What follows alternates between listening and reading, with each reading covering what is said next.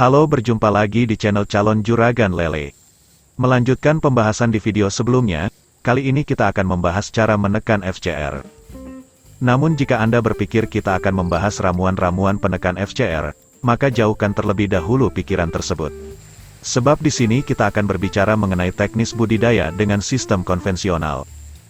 Atau mungkin Anda berpikir kita dapat menekan FCR dengan pakan alternatif. Oh tidak, pakan alternatif mungkin dapat menekan biaya produksi, tapi tidak dengan FCR. Sebab FCR yang dihitung adalah keseluruhan pakan yang diberikan, bukan hanya pelet. Mendapat nilai FCR yang baik adalah sebuah keuntungan besar bagi kita selaku pembudidaya. Selisih 0,1 saja sudah sangat mempengaruhi biaya operasional. Misal kita memproduksi ikan 1 ton setelah dikurangi biomasa awal dengan nilai FCR 1, berarti kita harus memberikan 1 ton pakan. Sementara jika kita dapat menekan FCR dan mendapat nilai 0,9, berarti kita menghemat 1 kuintal pakan.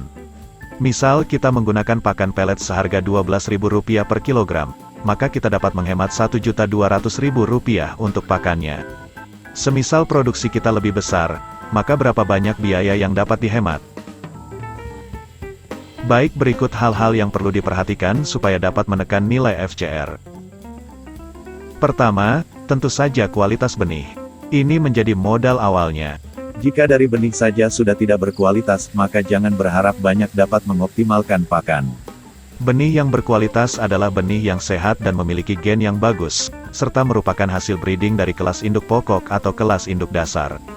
Namun jika Anda mendapatkan benih dari Banjarnegara, khususnya dari Ledong, Anda tidak perlu khawatir dengan kualitasnya.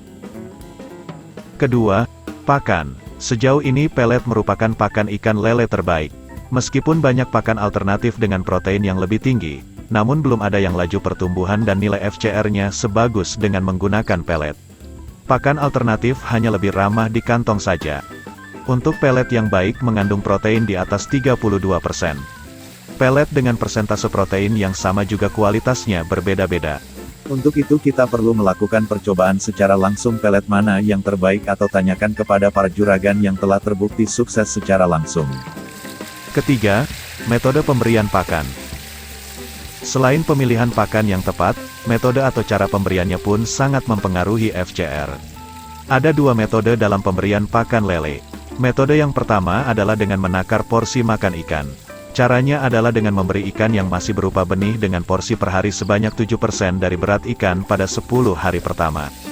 Kemudian ambil sampel berat ikan dan berikan pakan sebanyak 6,5% dari berat ikan pada 10 hari berikutnya. Kemudian kurangi lagi 0,5% menjadi 6% dari berat ikan pada 10 hari berikutnya, dan terus lakukan pengurangan porsi 0,5% dari berat ikan setiap 10 hari sekali. Kemudian metode dengan cara memberikan pakan tanpa takaran porsi atau hanya dengan perasaan sampai ikan kenyang.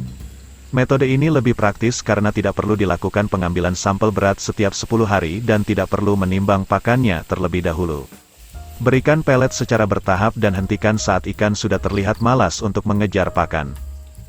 Kedua metode ini sama baiknya, namun perlu dicatat, ada berbagai faktor yang mempengaruhi nafsu makan ikan setiap waktunya. Sehingga walaupun sudah ditakar porsinya, tapi lihat juga respon ikan dalam mengejar pakan. Jangan sampai ada sisa pakan yang tidak termakan karena dapat mencemari air dan menjadi sumber penyakit. Selain itu perhatikan juga kualitas air pada saat Anda memberi pakan. Jika kualitas air sudah buruk, jangan paksakan ikan untuk makan sampai kenyang. Kemudian hal keempat yang perlu diperhatikan agar dapat menekan FCR yaitu kapasitas kolam. Kapasitas yang ideal akan sejalan dengan awetnya kualitas air. Kualitas air yang baik akan membuat pertumbuhan ikan tidak terhambat. Selain itu, kapasitas yang ideal membuat semua ikan berkesempatan mendapat makanan. Kapasitas yang ideal untuk pembesaran lele adalah 200-300 ekor per meter kubik air. Ingat, meter kubik bukan meter persegi. Kelima, kondisi air yang ideal. Seperti di poin sebelumnya, kondisi air mempengaruhi nafsu dan porsi makan ikan. Supaya nafsu dan porsi makan ikan dapat terjaga, tentu kita perlu menjaga kualitas airnya. Yang paling mempengaruhi rusaknya air adalah kandungan amoniak yang terlalu banyak. Untuk itu, jangan biarkan amoniak menumpuk. Kemudian pastikan juga kandungan oksigen terlarut dalam air cukup. Selain itu, faktor cuaca dan suhu juga dapat mempengaruhi. Khusus untuk suhu air, ikan lele akan mempunyai nafsu makan yang lebih besar di suhu yang hangat, di kisaran 28-30 derajat Celcius. Untuk itu kita perlu merekayasa kualitas air agar selalu dalam kondisi ideal untuk ikan. Di luar 5 poin tadi, ini adalah yang paling penting. Jangan biasakan ikan untuk puasa. Pemberian pakan yang rutin merupakan kunci pertumbuhan ikan. Selain pertumbuhan akan terhambat, ikan lele akan mengalami penurunan berat yang cukup signifikan jika sehari saja tidak makan. Misal kemarin lele tidak makan, maka pemberian pakan hari ini hanya akan menutup kehilangan berat di hari sebelumnya, bukan untuk menambah berat. Sudah pasti kita akan memerlukan lebih banyak pakan.